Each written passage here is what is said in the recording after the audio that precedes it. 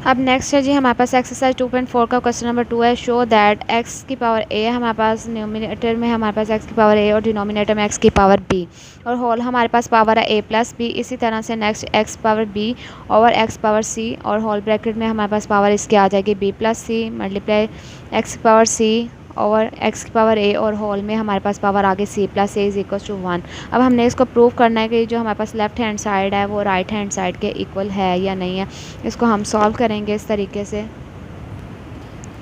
Solve करेंगे। हमने इसको लेफ़्ट हैंड साइड को राइट हैंड साइड के इक्वल प्रूव करना, तो सबसे पहले हम क्या करेंगे, यहाँ पे लेफ़्ट हैंड साइड ले लेंगे, वो लिखेंगे। लेफ़्ट हैंड साइड हमारे पास ये होगी और ये हमारी राइट हैंड साइड है। लेफ़्ट हैंड साइड हम ले रहे हैं वो क्या, हमारे पास एक्स पावर ए ओवर एक्स की पावर बी होल पावर आ जाएगी ए प्लस बी मल्टीप्लाई एक्स की पावर बी ओवर एक्स की पावर सी होल पावर आ जाएगी B plus C multiply x की पावर सी और एक्स की पावर ए होल पावर आ जाएगी सी प्लस ए। ये लेफ्ट हैंड साइड ले ली, इसको हम इसके ऊपर लॉज ऑफ एक्सपोनेंट्स लगाएंगे और लॉज ऑफ एक्सपोनेंट में हमारे पास क्या है कि न्यूमिनेटर और डिनोमिनेटर अगर बेस सेम है तो उसको हम कंबाइन कर सकते हैं। तो अब यहाँ पे बेस सेम है सभी में, तो मैं क्या करूँगी, डिनोमिनेटर को ऊपर न्यूमिनेटर के साथ ऐड करती जाऊँगी और अगर साइन और नीचे प्लस का होगा तो ऊपर जाके वो माइनस हो जाएगा। यहाँ पे बी जिसके साथ कोई साइन नहीं होता उसके साथ प्लस का साइन होता है, इसलिए ये जब ऊपर गई वैल्यू तो वो हमारे पास माइनस हो गई।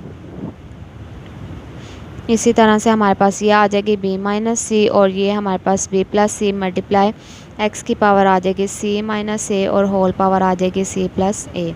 अब क्या होगा कि जब हमारे पास जो होल ब्रैकेट के बाहर जो पावर होती है वो सबके साथ मल्टीप्लाई होती है, तो ये इसके साथ आके 1 बाय 1 मल्टीप्लाई होती जाएंगी। ए माइनस बी पावर आ जाएगी ए प्लस बी के साथ और इसी तरह से हमारे पास बी माइनस सी आ जाएगी बी प्लस सी के साथ और देन हमारे पास सी माइनस ए आ जाएगा सी प्लस ए के साथ। अब ये दोनों पावर्स जो हमारे पास है वो मैं मल्टीप्लाई करती जाऊंगी, ए माइनस बी को ए प्लस बी के साथ मल्टीप्लाई करते जाएंगे और यहाँ पे हमारे पास एक फार्मूला जो है वो अप्लाई होता है और वो है हमारे पास ए स्क्वायर माइनस बी स्क्वायर। जब हमारे पास दोनों वैल्यूज़ जो दोनों हमारे पास रियल नंबर्स होते हैं उनकी जो पावर अगर 2 हो और दरमियान में माइनस का साइन हो तो हम यहाँ पे फार्मूला लगाते हैं कि एक दफ़ा हम दोनों वैल्यूज़ को प्लस में लिख लेते हैं और एक दफ़ा हम दोनों वैल्यूज़ को माइनस में लिख लेते हैं। तो इससे हम ये लेफ़्ट से राइट साइड भी बना सकते हैं, राइट से लेफ़्ट भी बना सकते हैं। अब यहाँ पे ए माइनस बी और ए प्लस बी दिया हुआ तो इट्स मीन हम इनको स्क्वायर में कन्वर्ट कर सकते हैं। सारी जगह पे हमारे पास एक प्लस में एक माइनस में, तो इट्स मीन हम इनको स्क्वायर बना सकते हैं। तो यहाँ पे मैं इनको स्क्वायर बना रही हूँ, ए स्क्वायर माइनस बी स्क्वायर। इसी तरह से हमारे पास यहाँ पे एक्स की पावर आ जाएगी B square minus C square और देन हमारे पास एक्स की पावर आ जाएगी C square minus A square. ये सारी वैल्यूज़ जो इस तरह से लिख लेंगे। अब यहाँ पे भी एक्स है बेस, यहाँ पे भी एक्स है, यहाँ पे भी एक्स है, तीनों एक्स की जो बेस है वो एक्स ही है हमारे पास, तो तीनों की पावर जो है वो क्या होंगी, ऐड हो जाएंगी। इसकी पावर है जी A square minus B square plus इसकी पावर आ जाएगी B square minus C square और देन प्लस इसकी पावर आ जाएगी C square minus A square. अब यहाँ पे हमारे पास सारी वैल्यूज़ दो दफ़ा हो गई लेकिन साइन चेंज है। ए स्क्वायर यहाँ पे प्लस का है, यहाँ पे क्या है माइनस का है, तो ये एक प्लस का और एक माइनस का और सेम वैल्यूज़ हो तो वो हम कैंसिल कर देते हैं, वो ज़ीरो के इक्वल आ जाता है। जिस तरह से हमारे पास ये होता है 1 माइनस 1 इज इक्वल टू 0। इसी तरह से हमारे पास ये एक प्लस किया एक माइनस किया तो ये कैंसिल होकर 0। इसी तरह माइनस बी स्क्वायर और plus B square cancel, minus C square और प्लस सी स्क्वायर कैंसिल और यहाँ पे ऊपर क्या बचा, कुछ भी नहीं बचा, तो इट्स मीन यहाँ पे 0 बचा। जब हमारे पास, मैंने आपको लॉज ऑफ एक्सपोनेंट का 6 वाला रूल बताया था कि उसमें हमारे पास जिस भी चीज़ की पावर जो है वो 0 हो जाएगी वो किसके इक्वल हो जाएगा, 1 के। और यही हमने प्रूफ करना था अपने क्वेश्चन में कि ये जो हमारी सारी वैल्यू है वो 1 के इक्वल है। और ये हमारी लेफ़्ट हैंड साइड को लिया हमने और क्या किया, राइट हैंड साइड प्रूफ कर दिया। और लास्ट पे हम लिख देंगे जी हैंस श्योर दैट लिखते हैं या हैंस प्रूफ दैट लिखते हैं, वो आपकी मर्ज़ी है। Hence proved left hand side is equals to right hand side. ये हमारा क्वेश्चन था। अब यहाँ पे हमारे पास क्वेश्चन नंबर 3 है 2.4 का सिंप्लीफाई। जिस तरह से हमने क्वेश्चन नंबर 1 को सिंप्लीफाई किया सेम इसी तरह से हम इन क्वेश्चंस को भी सिंप्लीफाई कर लेंगे। जो हमारे पास वैल्यूज़ दी हुई हैं उनमें जिनका एलसीएम आएगा उसका एलसीएम ले लेंगे और जिनका एलसीएम नहीं लेंगे उसको एज इट इज़ हम पावर में कन्वर्ट कर लेंगे और उसको कटिंग वगैरह करके तो हमारे पास आंसर आ जाएगा। क्वेश्चन नंबर 1 मैं करवा देती हूँ, नेक्स्ट इसका एक पार्ट ये करवा दूँगी ताकि ये दोनों सेम है और ये दोनों सेम है। यहाँ पर भी क्वेश्चन नंबर 1 में मैं आपको अंडर रूट वाला क्वेश्चन करवा चुकी, सेम उसी तरह से ये क्वेश्चन और ये क्वेश्चन करवा दूँगी और इनमें से एक करवा दूँगी, बाकी फिर आप क्वेश्चन जो है वो खुद करेंगे। ठीक है, इसका क्वेश्चन नंबर 1 मैं करवा रही हूँ। क्वेश्चन नंबर 1 है हमारे पास, क्वेश्चन नंबर 3 का पार्ट 1 है, वो उसकी सारी वैल्यूज़ मैंने लिख ली और उन वैल्यूज़ का अब जिन जिन का एलसीएम हम ले सकते हैं उनका एलसीएम लेते जाएंगे। 2 की पावर 1/3 है तो इस 2 का तो एलसीएम ले नहीं सकते हम, तो इसको एज इट इज़ हम लिख लेंगे 2 की पावर 1/3। देन हमारे पास क्या है 27 है, तो 27 का एलसीएम हम ले सकते हैं, वो हम ले लेंगे। 3 9 are 27, 3 3 are 9 और 3 1 are 3। ये हमारे पास 3 की पावर आ गई 3, तो ये इसकी 3 की पावर में कन्वर्ट कर लिया 3, और बाकी हमारे पास ये 1/3 है, ये 1/3 एज इट इज़ हम लिख लेंगे। नेक्स्ट है हमारे पास 60, ये 60 हम जो है वो लिख लेंगे। 2 3 are 6, 0 as it is, 2 1 are 2, 1 बच गया और वो हमने कैरी दे दिया, ये 10 बन गया। 2 5 are 10। अब नेक्स्ट हमारे पास 3 5 are 15 और 5 1 are 1। ये हमारे पास 2 की पावर आ गई 2 और 3 भी अकेला, 5 भी अकेला, तो इनको एज इट इज़ लिख लेंगे। 2 की पावर आ जाएगी 2 और 3 एज इट इज़ आ जाएगा और 5 भी एज इट इज़ आ जाएगा, क्योंकि उनके पेयर्स कोई नहीं है तो इनका हम एज इट इज़ लिख लेंगे। और बाकी इसकी पावर जो है 1/2 वो हमने लिख ली।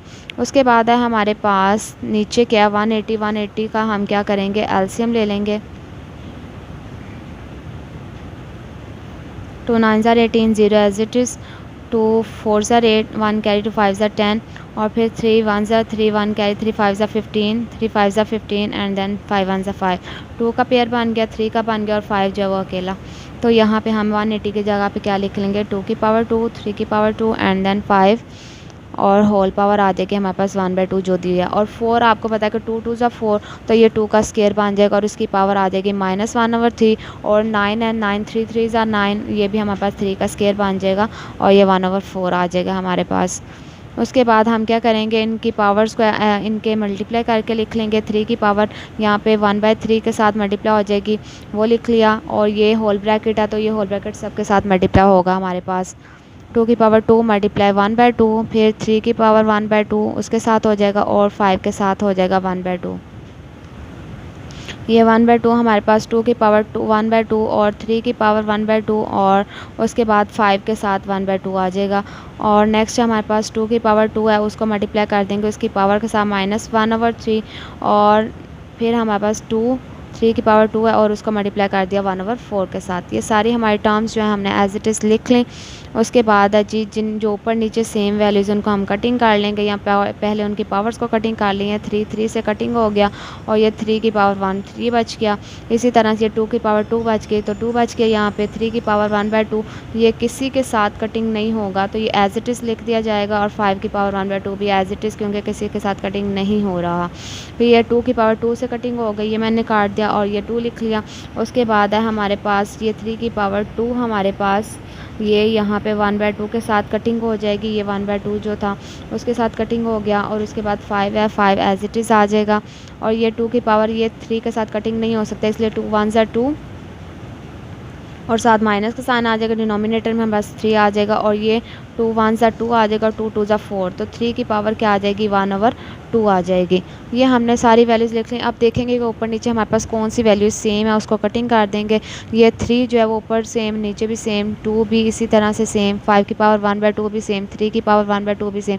अब जो कटिंग हो गए हैं वो बस, और बाकी जो रह गए वो हम लिख लेंगे। ऊपर क्या बचा, ये भी कटिंग, ये भी, ये सारे कटिंग है। बाकी 2 की पावर 1/3 बचा, नीचे भी सारे कटिंग है, बस ये 2 की पावर -2/3 बच गया। अब क्या है, बेस सेम है दोनों की, तो मैं क्या करूँगी, दोनों 2 को एक ही बेस बना लूँगी और इनकी पावर्स को ऐड कर लूँगी। ऊपर 1/3 है, ये नीचे -2/3 है, जब ऊपर जाएगा तो क्या आ जाएगा +2/3 हो जाएगा 2। अब यहाँ पे रफ वर्क में मैं आपको बता देती हूँ 1/3 और 2 और 3 ये जो पावर्स हैं उनको किस तरह से सॉल्व किया। एलसीएम लेके नीचे दोनों की बेस 3 है तो वो 3 आ जाएगा और 3 1 are 3 होगा तो 1 को ऊपर वाले 1 के साथ मल्टीप्लाई करेंगे 1 आ गया। इसी तरह 3 1 are 3, 1 को 2 से मल्टीप्लाई किया तो 2 1 are 2, तो ये हमारे पास क्या आ गया 2 + 1 3 और नीचे भी क्या आ गया 3, ये 3/3 बन गया।